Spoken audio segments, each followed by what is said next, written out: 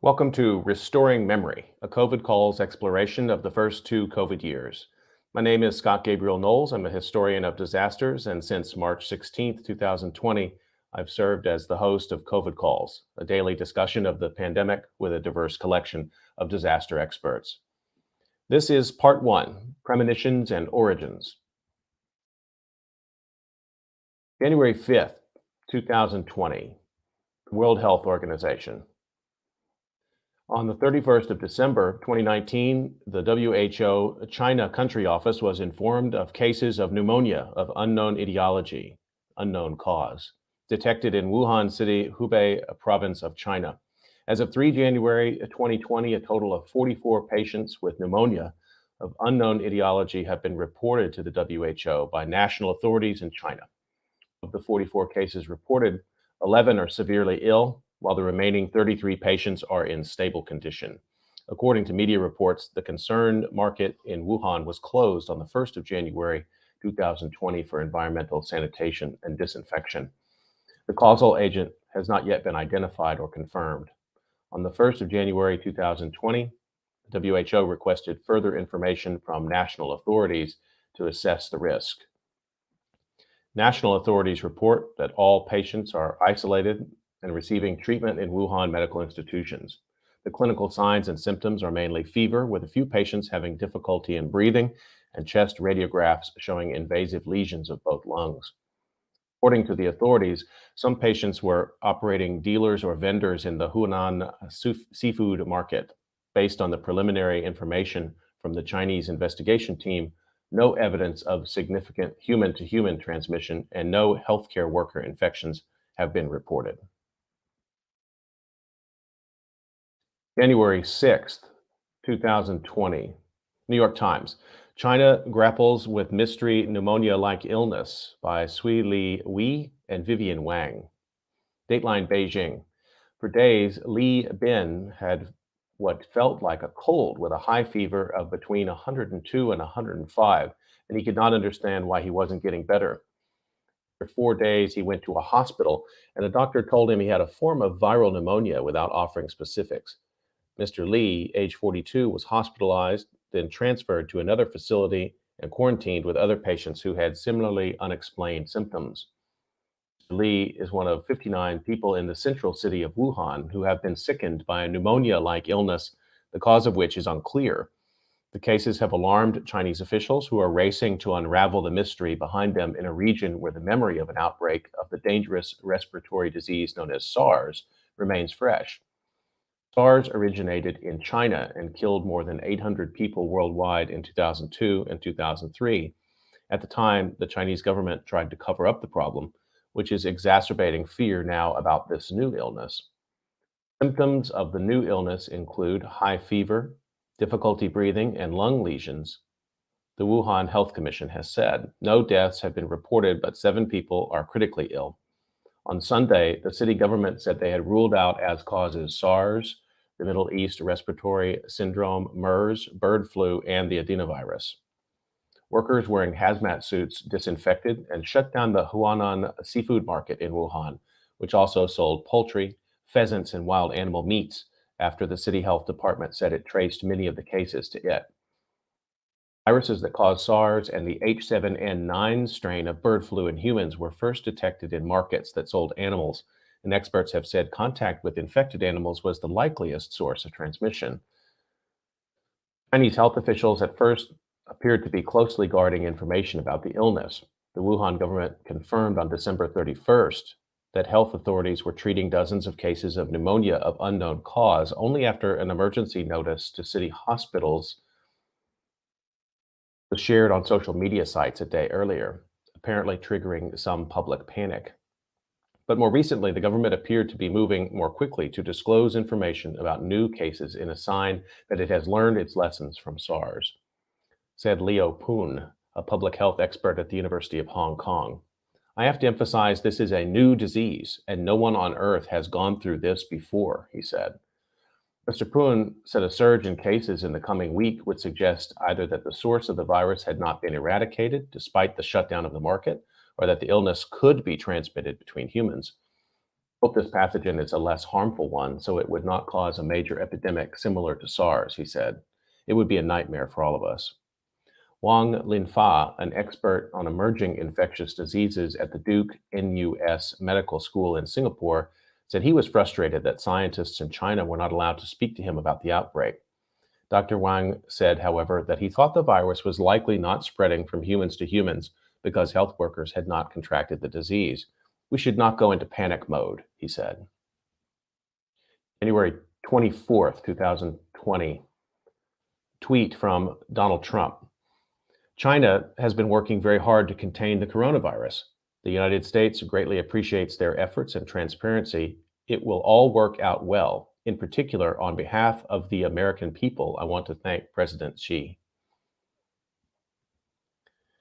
I do not remember reading the WHO announcement or that first New York Times story, the first to cover what would later be called COVID-19. I probably first heard of SARS-CoV-2 listening to National Public Radio while riding a crowded train on my way into Philadelphia for work.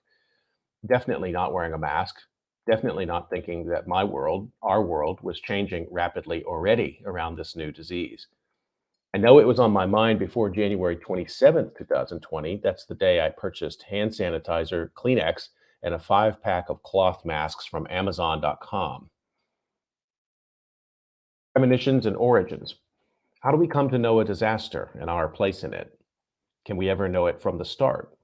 A difficult couple of questions if the disaster is distant from us in time and place, but honestly, not much easier even if we live in it.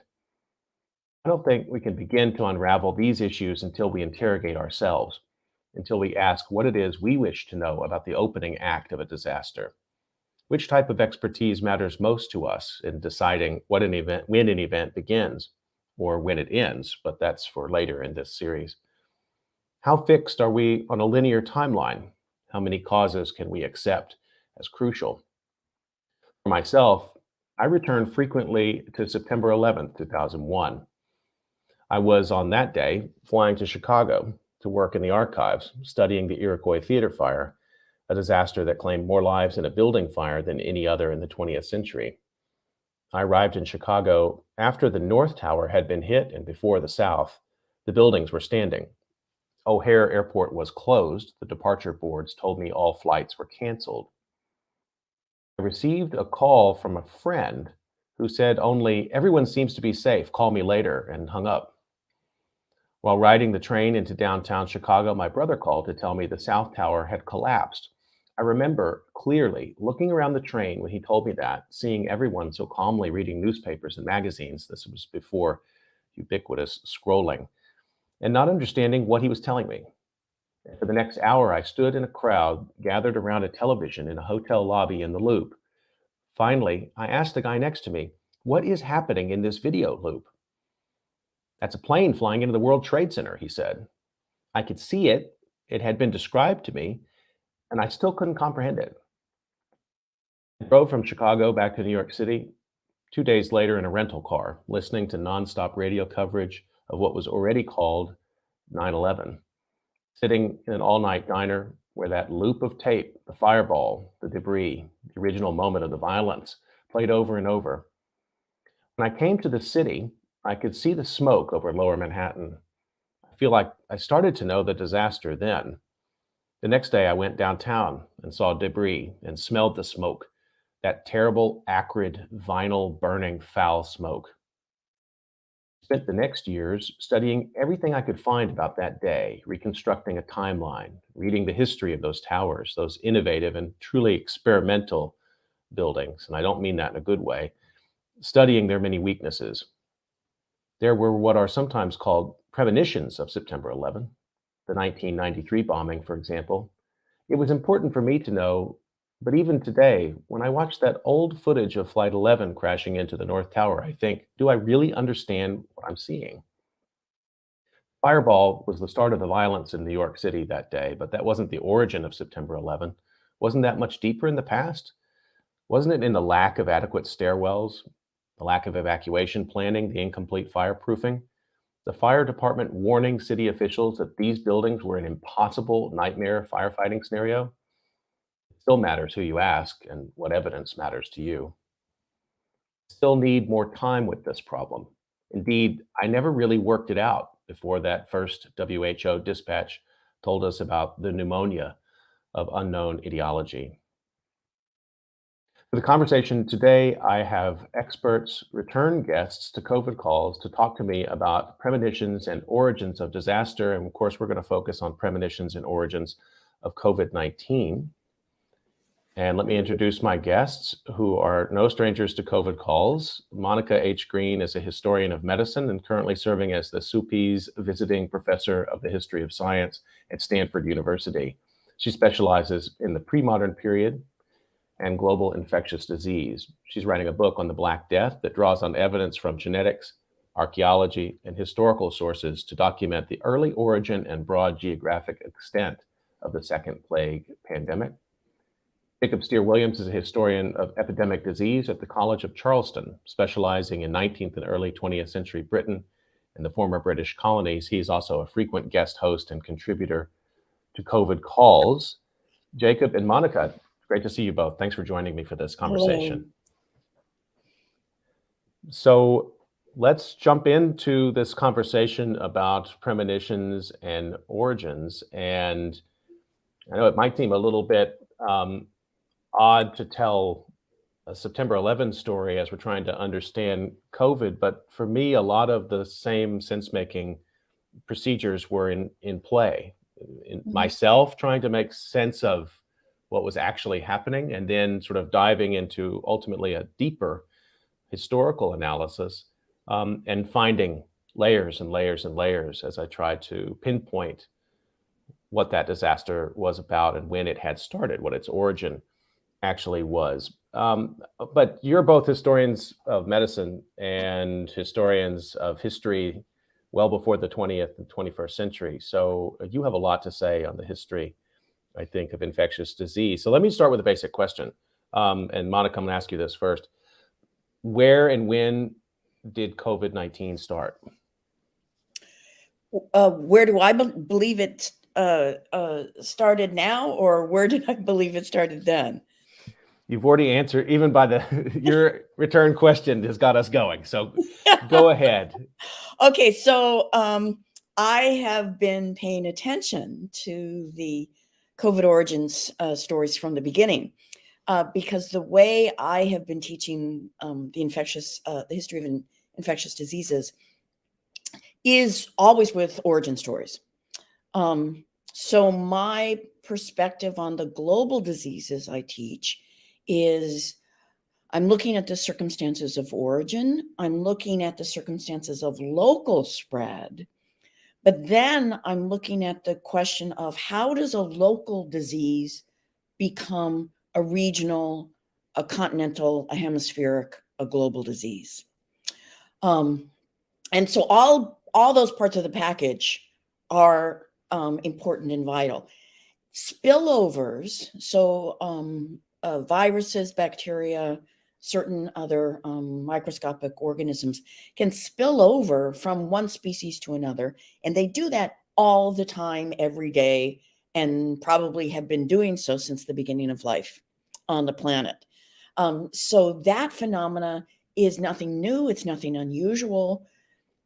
The big question for us as humans is why, given the ubiquity of those processes of interspecies connections, transfers, do some turn into pandemics and the vast majority don't? And then just breaking that whole process down, then you can also say, okay, there are also a lot of diseases that are local, that have no spread beyond a certain environmental, a certain ecological circumstance. So what is specific about a kind of disease that can move out of a very contained, very specific ecology and say, okay, I'm just going to go conquer the world? So those are the kinds of questions I ask. My recollection is I created a file on my computer for COVID on the 20th of January of 2020. So I assumed that I started hearing something about some kind of local outbreak. But a local outbreak isn't necessarily of global concern, because there are, as I've just said, there are many hundreds of thousands of local outbreaks. So that was the question for me, is at what point do we start getting global implications? Jacob, what would you say? I mean, just to the open question, I really like the way Monica started it, both in terms of geographical, and sort of rings, and thinking about, importance as we go further out from locality to region to globe, but also, introducing zoonotic spillover, which finding the origins of that, and we'll get back to talking more about that, of course, is important, but I guess not something easily documentable, certainly not of interest mostly to scientists if it's happening all the time.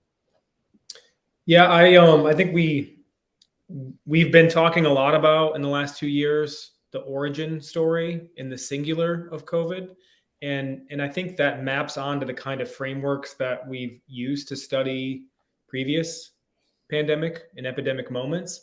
But the more I've thought about this in the last couple of years, I think I've really changed my thinking. And I think it's probably better now to think about origin stories in the plural as opposed to origin stories in the singular. We know, of course, that pandemics are, as Monica said, they're geographical, but they're also temporal configurations. And I've been thinking about that a lot, what it means to call something a configuration and not just an event.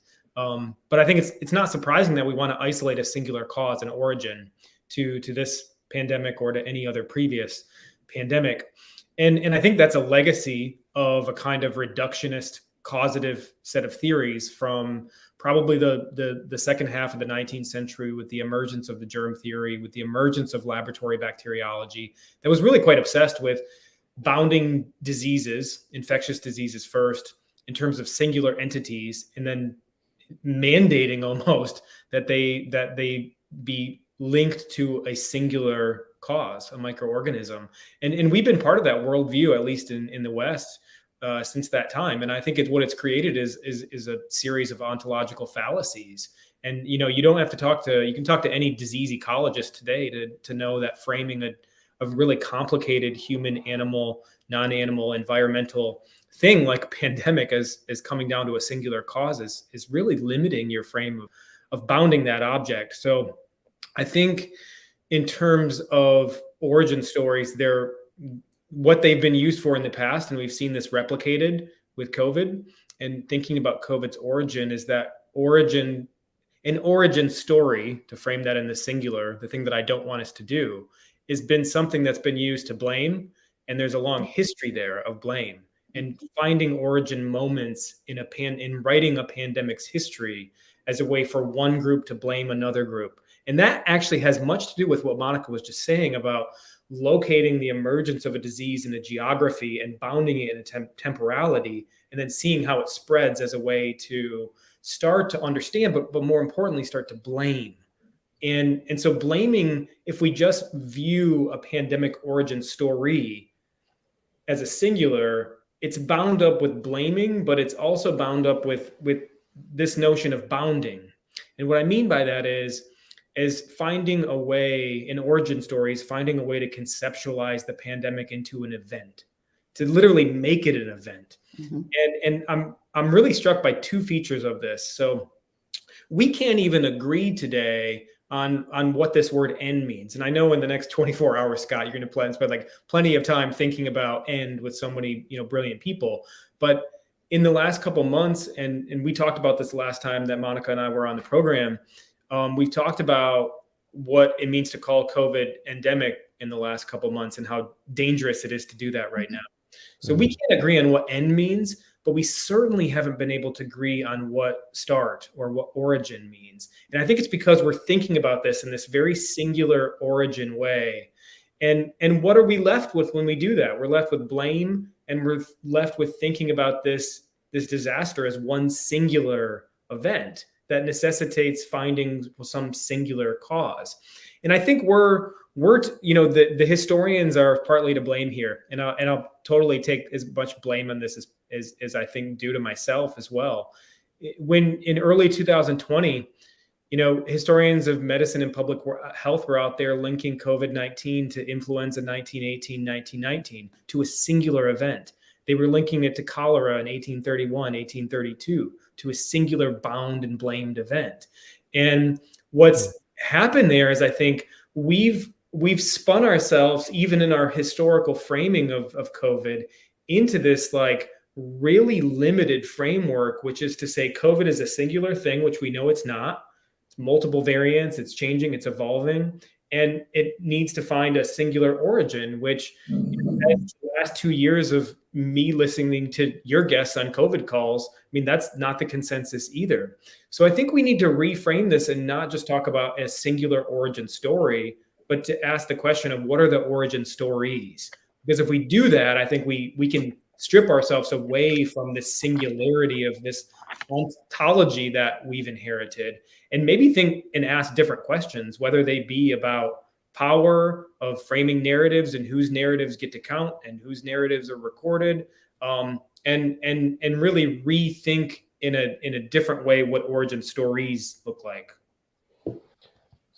Let me just linger there for a sec. Monica, go ahead. Actually, I was just going to throw in, and we can just let it linger as a term to think about now, is that I think it's incredibly powerful to stop thinking about epidemics or pandemics as events, as Jacob was just saying, and start thinking of them as processes.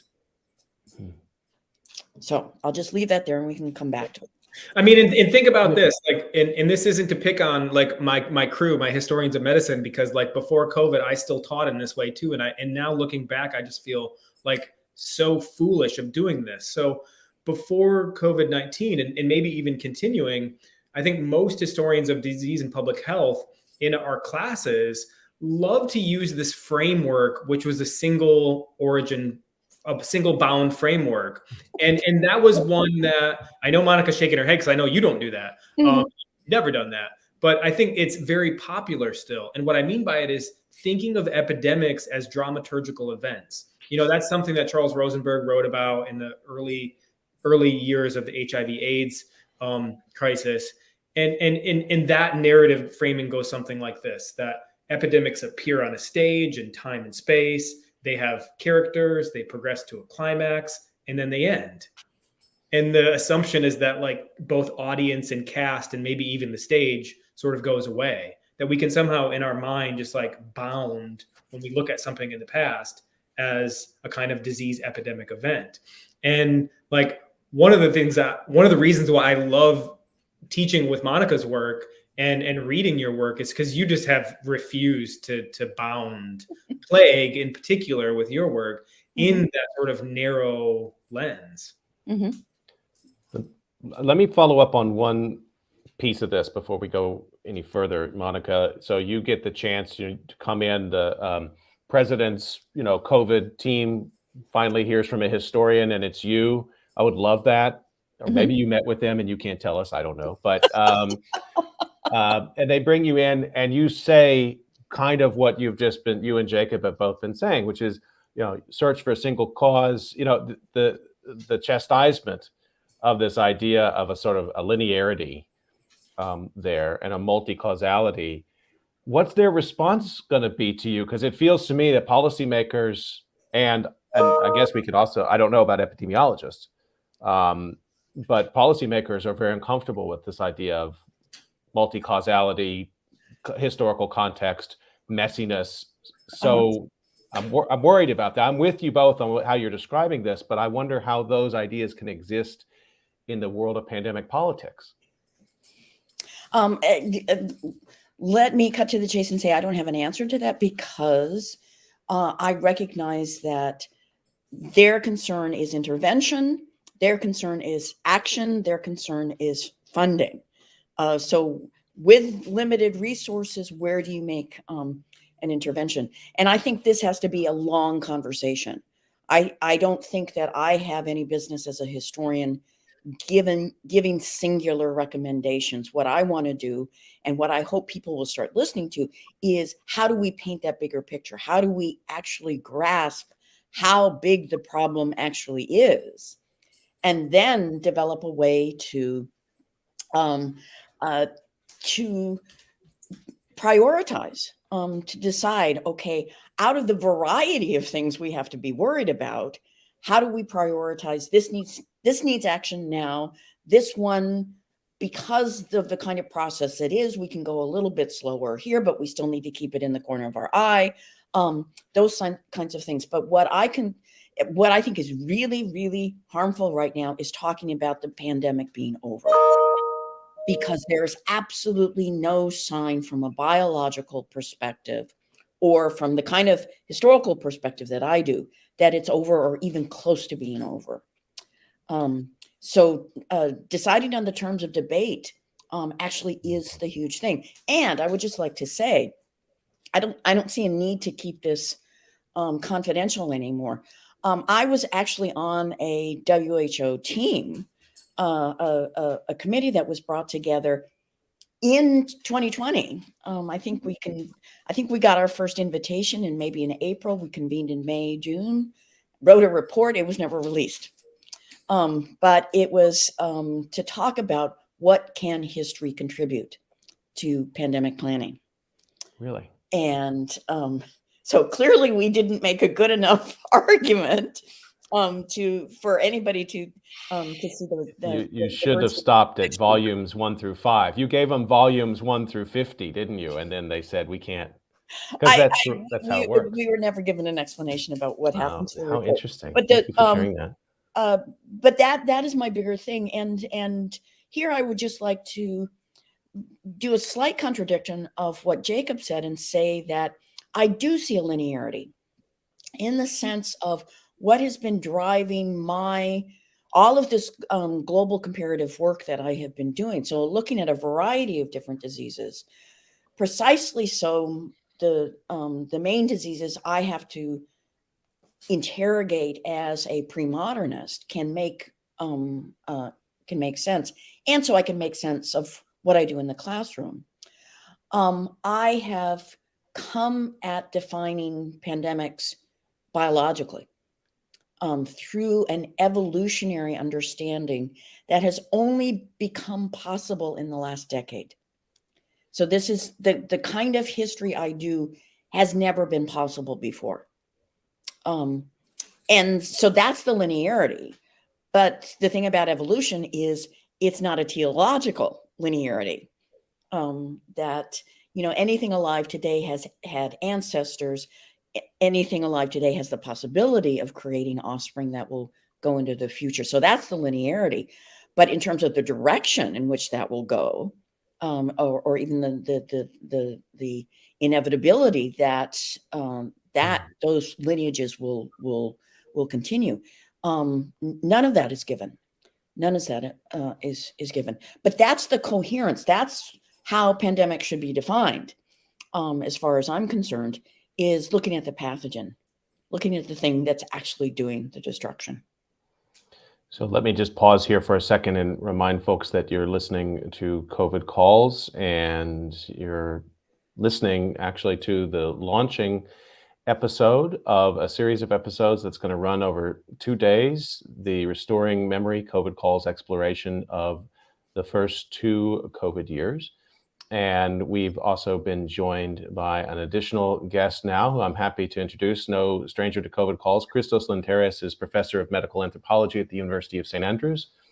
His research focuses on the anthropological and historical examination of epidemics, zoonosis, epidemiological epistemology, medical visual culture, colonial medicine, and pandemics as events posing an existential risk to humanity. Christos, we've dropped you right into the middle here of a conversation. As you know from talking to Monica and Jacob, it got very involved very quickly in a great way. So I started with a kind of naive, open question about when did COVID-19 start, and I think you heard where Monica has been taking the conversation. So let me give you a chance to jump in here. Yes, thank you, Scott. And hi, Monica and Jacob. Apologies for the late arrival. I was having technical problems, which now I should know better. I've used the StreamYard already a couple of times. So anyway, so yes, that's a great question. And when you sent this over to us by email, it got me thinking. And my immediate kind of anthropological reflex there would be, to question the question, of course, and to question the question of beginnings, and this not from just a devil's advocate kind of point of view, but from the long established anthropological tradition of trying to see epidemics or pandemics not as events that just erupt in a given point of time, but as phenomena that have very, very complex drivers over decades or even centuries, right? And this is what we generally call, based on Merrill Singer's theory, syndemic theory, rather than one that focuses on epidemics.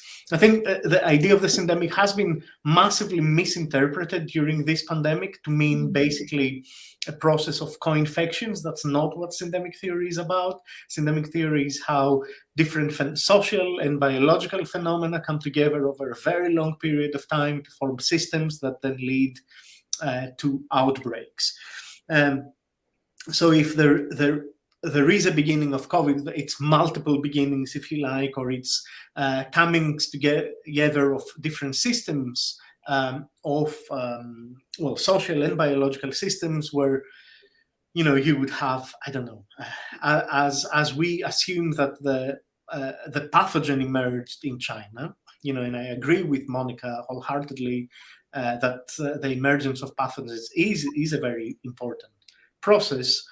We need to look at the conditions of possibility for this emergence, right? What made the emergence of this pathogen possible? And then, the question the anthropologists, and I guess historians, but I leave that to Monica and Jacob, would ask is, where do we start or where do we stop, right?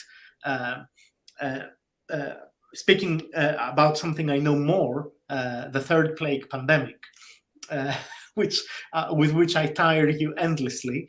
We could say that the third plague pandemic originated or began in Yunnan as a result of the Panthei rebellion, the Islamic rebellion in the 1850s and 60s, which then led to a system of disturbances, demographic and interspecies and other, that led to a pathogen that of course existed in these mountain ranges of Yunnan, to spread to a capable population so as to maintain it and then to lead its spread probably via the river system.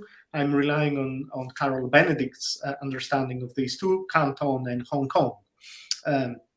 Others may say, no, it's Hong Kong is the start of the third plague pandemic because it led to the pathogen being able to spread across the globe. So, it is British colonialism which is the beginning, the driver of the third plague pandemic. So depending on your perspective, people see different beginnings, but I think we need to keep an open mind and see that there are multiple factors that lead to the emergence of a pathogen, to its establishment in a given region, in the case of the third plague pandemic, or its international spread. So I think it's it's kind of something we really like to talk about in anthropology. It's like more like a kaleidoscope, or like of beginnings rather than one beginning. Mm-hmm. Jacob, let me bring you in on this, and thank you for that, Christos, because part of this is, it seems like we're sort of following two threads simultaneously. We got a sort of a pathogenic or biological story, and then a human societal story. Mm-hmm. But of course, the virus or bacteria coexists. It's a mediator in there too, right? It's maybe on its own with other species, and then it enters humans, and then it begins to change. So maybe it's kind of three stories. And again, it becomes difficult to decide which one you're going to track. But let me just stick with what I said at the top, which does a little violence to the complexity of this, I think. But come back to this notion of the syndemic, the idea that you might be following certain vulnerabilities in society. This has been described with COVID as a way to understand why, for example, African-American population in the United States was hit so hard by COVID. And it's an exploration of longstanding systemic racism, which affects the health system, which affects public health factors, which then might make certain people in society more vulnerable when the pandemic arrives. So that's, I mean, it's a fundamentally social explanation. Do we have to choose between those two? Or maybe you can even frame that better than I just did. But I mean, listening to Christos and Monica, I hear them agreeing, but I also hear them saying, I would choose to follow different evidence if I'm looking for origins. Yeah. This is something that in my book, and spending 10 years studying the history of typhoid fever, I struggled with, and it's a really deeply epistemological question in some ways. So the evolutionary biologists tell us that Salmonella typhi and its 2,600 cousins have been infecting humans for as long as human settlement has probably happened, and yet there isn't the name typhoid fever until 1829. It appears out of French pathologists looking in lesions and dead people's Peyer's patches of their small intestines. And there's not response until there's some kind of agreement with what that disease means. Probably not for another 20 years until the 1850s or 1860s. And does that mean starting the story in 1829? Does it mean starting it with following the biology of the pathogen? It's incredibly complicated. What does seem clear to me is that there's not enough work out there that does marry those two approaches, and maybe there are other approaches out there to marry with that as well in this like kaleidoscope model that I'm now thinking about that Christos has introduced to us. But one of them that seems interesting, at least to me, is that at some point, and I go back to how you started this program today, Scott, with thinking about some of the early reporting that happened. And at some point, there was this thing that emerged called SARS-CoV-2. There was a human framing of what this thing is and what this thing means. And it wasn't singular, it was multiple. So this one of the threads that we have here of like framing origin stories as origins and multiplicities, not just singulars.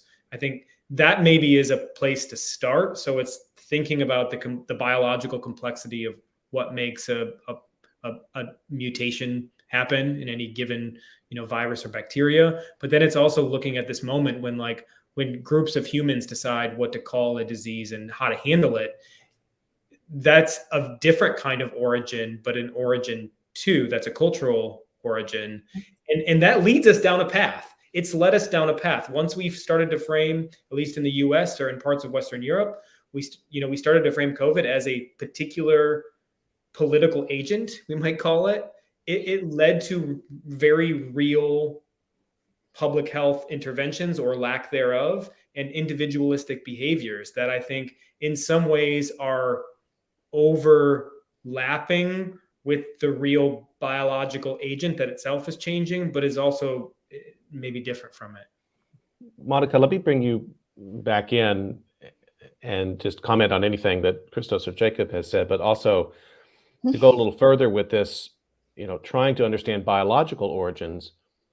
If you come to some greater understanding of that, how does that then impact what Jacob's describing? Does some greater degree of knowledge on biological origins and spread somehow shape the cultural understanding? Yes, absolutely. And I think we have a tremendous opportunity, and I think we have a tremendous obligation to think about how those come together and continue to come together and intertwine throughout the entire process of a pandemic. And just to give an example, so we all know that was it now 2 weeks ago, there was this series of 3 major studies that came out about the origin of COVID at the Hunan market in Wuhan. And one of the crucial things, this is an argument had been building up since the middle of 2021, but it's a fixture and aggressively argued in one of these new papers, which is that SARS-CoV-2 had a double origin. that all of the phylogenetics of SARS-CoV-2 had presumed that there were 2 strains that were documented right at the beginning when they sequenced the genomes at the end of December and January 2020. And they ended up being called lineage A and lineage B. And the argument was that lineage A developed from lineage B. I mean, so the labels actually got applied later, so that's why there seems to be a logical disconnect there. But the point is the new argument is that both of them represent independent leaps from an animal host into separate humans. So the point is that lineage A is circulating in Wuhan, lineage B is circulating in Wuhan in those early weeks in December 2019 and January 2020. Lineage A essentially dies out. It's lineage B that has gone on to create most of the global pandemic that we're still living with now. If you go back and look at the genetics of HIV has also been documented to have emerged into humans in 4 different times. So 4 different transfers. And those are just the ones that have been documented. So taking those, and there's other examples as well, seeing that those processes of spillover, as I was saying before, happen multiple times, but even the transmission in human populations flare up, but then one of them becomes hugely successful. Why does that one become hugely successful? Is it just the biological characteristic of that one strain? And there are arguments, and virologists will come in and can talk about the different structure of the genome. But those are all those other origins that Jacob was talking about. So all those other, again, us as historians, we're always talking about contingencies, those other factors of, was there some other circumstance, or were there multiple other circumstances? What were the circumstances that allowed this to thrive in human populations? That's what makes a pandemic. And it is all of those things that we have to look at. That is the big package. And so anyway, all of this is to say, I agree, but this is the way in which the biology is part of the phenomenon. And we need to take that as seriously as we take the demographics. So when you were talking about the effects on minority populations in the United States, it's not simply the problems with the healthcare system, it's the fact that racism has already pushed a lot of minoritized populations into service work, where they're frontline workers, where they're constantly being exposed, where they can't stay home, where they can't engage in online teaching. So again, those are all the ways in which the entire social structure is creating the circumstance that is allowing the particular characteristics of that pathogen to thrive.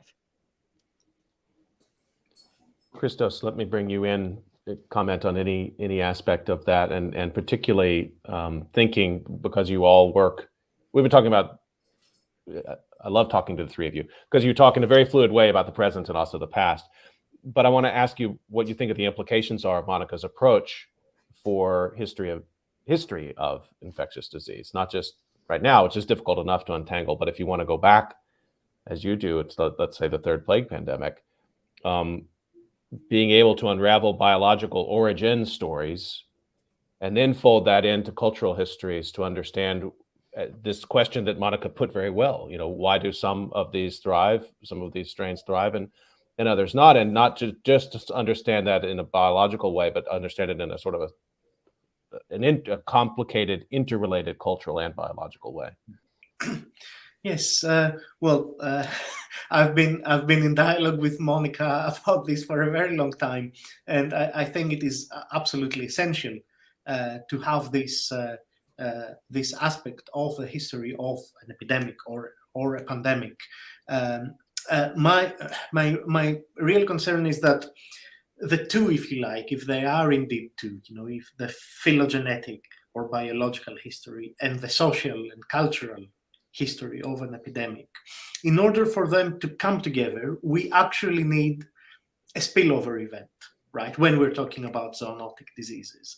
And the problem there is rather conceptual, if you like, as Narat and others have shown, in that most virologists and a good number of epidemiologists assume that if you have a sick animal, and a susceptible human, then you have, a spillover. So as long as you can show that there was a civet cat which had SARS, say in 2003, and a trader that was susceptible, that was in touch or in contact with the animal, there you have the smoking gun. But we know this is not the case, right? We know that sick animals and susceptible humans come in touch all the time, or have material proximities all the time without a spillover event. So I think that there we need the help of some new toolkit to help us understand, exactly how this works. And I really like this idea of the multiple spillovers. I think this is a great, and some of them being dead ends or stopping, not leading to a chain of infection. This is crucial. I also think that conceptual tools developed by anthropologists such as Hannah Brown and Ann Kelly, who talk about material proximities rather than, this mechanistic idea of contact. This is really crucial to understand the environment, the built environment, the practices that happen, the spatial practices and material practices that may allow, say in the case of plague, go back to plague, more contact with the fleas, whether these are human fleas or rat fleas. It's not simply the existence of a rat with fleas and a human in a room that leads to to an infection, let alone to an outbreak. You need, some conditions of possibility, let's call them material conditions, for this to happen. And we need much more interdisciplinary research in order to begin to understand this. And I know a lot of people are doing this at the moment, and it's great. One condition for this interdisciplinary research is that all sides take each other seriously. Mm-hmm. And this is very hard to achieve given the hierarchies within the scientific world or academia about what are hard truths or what are superior methods, if you like, and what are auxiliary ones.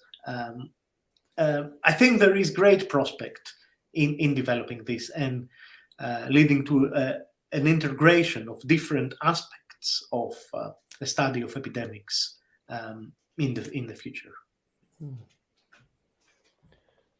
Let me just do a quick reminder that you're listening to Restoring Memory, a COVID Calls exploration of the first 2 COVID years. We have about 10 minutes left in our conversation. Jacob, let me turn it over to you for a second and see, again, if you want to comment on anything that Monica and Christos have been saying. I still want to get at least a brief round on why it matters so much, or does it matter, to engage in the lab leak controversy and discussion, as much as we might like to have complex, culturally grounded stories. There's historians exist in the world, these narratives exist in the world, and there's real danger of stories being co-opted for political purposes, and some of them are pretty nefarious. So I do want to get to that, but how do you want to talk about that, or do you want to go somewhere else before we start talking about Sure. Yeah, no, I just quickly echo, I think the potential, and Christo said it's already happening in some circles, but I think it's still existing in a potentiality moment of this kind of I'll resist the interdisciplinary, but multidisciplinary kind of work. It's something that Susan Jones, who's been a guest of our show, told me the very first coffee meeting we had to talk about my interest in disease ecology and the history of disease. She literally said, "This is the future. this kind of work is the future. Just kind of echo that. But I am interested in maybe tackling a similar question, which is what's at stake in addressing the question of who gets to decide origins. And that maybe is an allied discussion. And we might look at this in a couple different ways. So one is that before the emergence, however you want to frame that, of COVID-19, one of the most pressing concerns in global health was global health inequality and addressing the social determinants of health. And I think reflecting on that, the last 2 years, what's happened is both global health inequality has been illuminated, but it's also been obfuscated. And I've been paying attention a lot in my local community, because at some level, like, it's easy to get lost in the global discussions. So often, like, I keep turning to very hyper local ones. And in my community, no one's talking about raising vaccine rates. No one's talking about vaccine access or public health campaigns to increase what is in the U.S. South still a 50 to 60% vaccine acceptance rate. No one in my community is talking about global vaccine ethics or what some of the roadblocks have been to the development and the rollout and the roadblocks. And so, and I can't come back to anything else than, like, this is the reality of the kind of treadmill that, at least in the U.S. South, that we hopped on in early 2020 in framing a kind of particular origin story of COVID-19 and what it means, at least in the sort of local place where I geographically am bound in the U.S. South. And that's been, I think, bound with a particular way of knowing, a particular way of talking about a pandemic response, of sowing the seeds of doubt, of continuing to manufacture doubt by bringing up terms and misappropriating them from the outset of pursuing a strategy of herd immunity, not in terms of how epidemiologists understand that term, but in terms of how much of the right in the U.S. Used that term, of discrediting by late 2020 and into 2021 the effectiveness of vaccines, of continuing to blame, which I have, like Monica, a file on my computer that just has links and personal notes of my own sort of trying to record this history of continuing to xenophobically blame either a single Chinese lab or a singular Chinese human animal set of practices, which Monica mentioned, culminated in what is now post WHO peer-reviewed published papers. That's continuing to be part of the matrix for what this disease means, but also how we respond as individuals and as our communities. And so, just to make a couple summary points about this, and then I think we should talk about this lab leak theory. So I think pandemic histories must be histories of who gets to narrate, who has the power to narrate, and whose narratives push back and whose narratives are silenced. And it's only then that we can try to maybe address the multiplicities and of difference in origin stories. And the second point, I think, that I've been really trying to work out, and hopefully we'll have a piece out on this not too long, if I can figure it out, is I just think we put so much trust in numbers from early 2020 and what the numbers could tell us about the pandemic reality and the pandemic futures, the predictability of numbers. And it's one thing, Scott, you asked me several months ago what COVID calls has meant to me, and being a part of, even in a very small way, in this program. And what's, I think I figured it out, what's mattered so much to me is that it's about stories at the end of the day, and it's a rejection of just the numbers. And I think we've really gone down this path where our framing of this pandemic has been one around numbers, and it's not been around people. And I think the devastating result of that is there are 6 million people dead worldwide, and several thousand every day. And we've entered, whether we like it or not, or want to disagree with it or not, we've entered a new phase of pandemic denialism. So, Monica, let me ask you if you want to comment on either of those points or anything that's out there. We might not have time to talk about lab leak in detail, because I like the directions that Jacob is taking us with his questions too. Well, I would just second really all the points that he's been making one of the things that I have, I'll get to the lab leak in a second, but one of the things I think is desperately needed is in all discussion about the pandemic and all thinking about the pandemic, and to some extent, it has to happen in terms of policy and decision making, is that we have to think about the local and the global all at the same time. Because even if the origins of this pandemic, any pandemic, had to at some level have been local, so that the spillover events, whatever they were, once we get into an integrated population that is connected by transportation, by aviation, my dog wants to add into the conversation here. We never escape. We will never escape from COVID until all of us are free. And that's the thing that needs to happen. So considering what's happening locally in South Carolina, where Jacob is, I'd have to say, and this is part of what I would like everybody to think about when they're making individual decisions, when they're contributing to larger discussions, is how does it all add up? How does it all add up to a global phenomenon? And the global phenomenon is that SARS-CoV-2 is still circulating in human populations, as you know, as well as anyone, Scott, because of what's happening right now in South Korea, Hong Kong, and other places. As Christos and I would be able to go on at length, it has passed over into animal populations with who knows what consequences. This is a global phenomenon, and this is the first pandemic where we have the capability of actually watching in almost real time all the global effects of this disease. So we've had the power of genetics right from the beginning to tell us this story, to give us that through line, to give us a way to see the connections, to see the patterns of spread, to see rises and peaks and valleys. We have to keep the local and the global in dialogue at all times until this is over. And as I said, it's a long way from being over. In terms of the lab leak story, I would just say this very quickly. We have to interrogate to find more ways to talk directly and brutally honestly about what role any of us play in pandemics.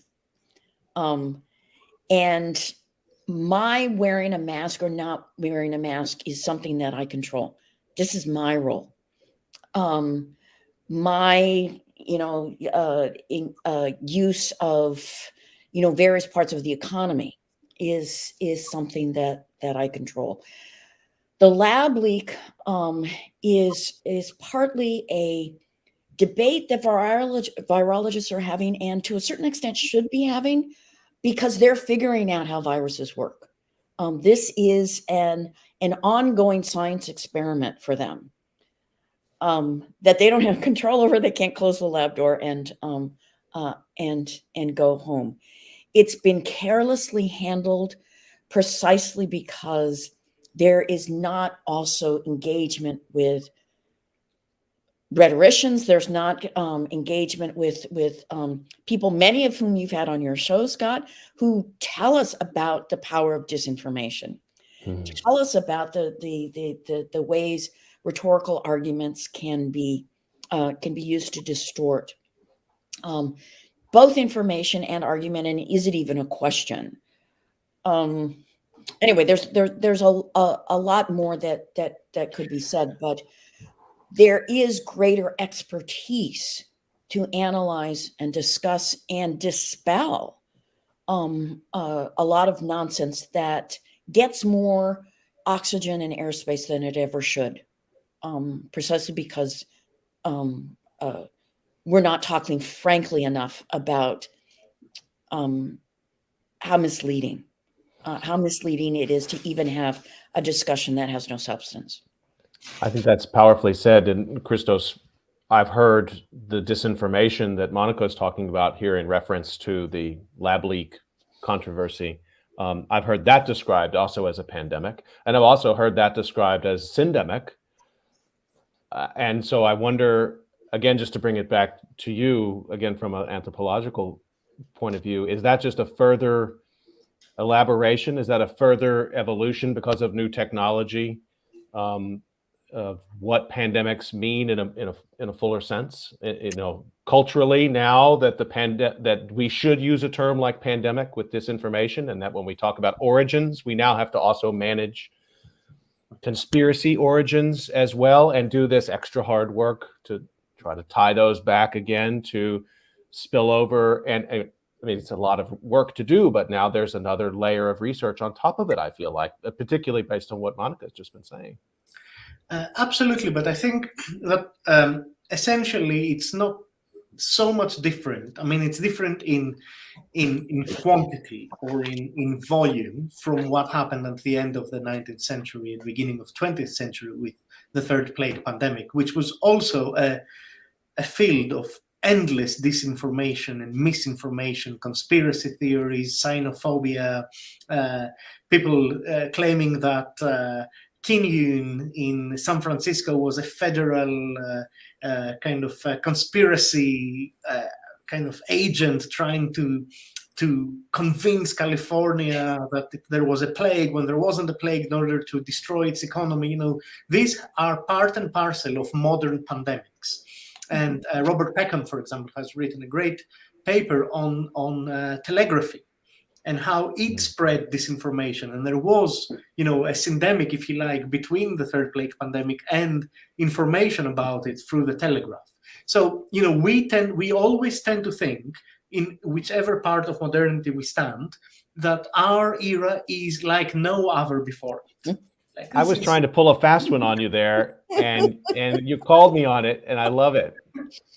I think that, if historians 1,000 years from now, if we have managed not to destroy the planet by then, we'll look at this era, as and wouldn't, they will definitely not make much of a distinction between SARS 2003 and SARS 2, 2020. This would be probably kind of the coronavirus's pandemics, but probably they would also see this as a much larger pandemic era, at the emergence of epidemiology or the emergence of the life sciences, because we are still at the emergence of the life sciences, right? Mm-hmm. From a historical perspective, from 1,000 years onwards, there isn't much of a difference between 1920 and 2020. These are negligible time periods in the development of sciences. So I think that looking at science and technology from, if we can allow ourselves this kind of macro historical perspective from the future, we may be able to take a more, if you like, or a less enthusiastic standpoint about the uniqueness of our situation, Twitter or social media. They're all part of more or less the same technology that does more or less the same thing, more amplified or in slightly different ways, but I think in a comprehensively similar manner across that period.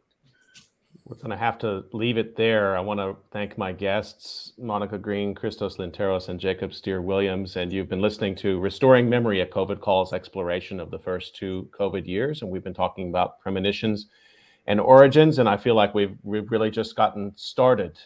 We will have to reassemble this group in the not too distant future. But I want to thank you all for your time today. And I want to remind the audience that you're at the beginning of a 2-day, if you choose to jump on this with us, a 2-day odyssey of COVID calls discussions, which we're going to try to map out as much of the terrain of the last 2 years as we can. And as you can see, we talk about the present for about 10 seconds with these experts, and they've got me back centuries, and then now they've got me in the future. And of course, that's why it's important to talk to experts like Monica and Jacob. And Christos, you can catch COVID Calls live on Twitter at US of Disaster, and of course on the COVID Calls YouTube channel. And stay tuned at 7 p.m. Eastern Time. I will be talking to John Gorka, and John Gorka will be performing, singer-songwriter John Gorka will be performing as well. So please do come back for that. Monica, Jacob, and Christos, thank you so much for your brilliance. Great to talk. Thank you. Always a pleasure.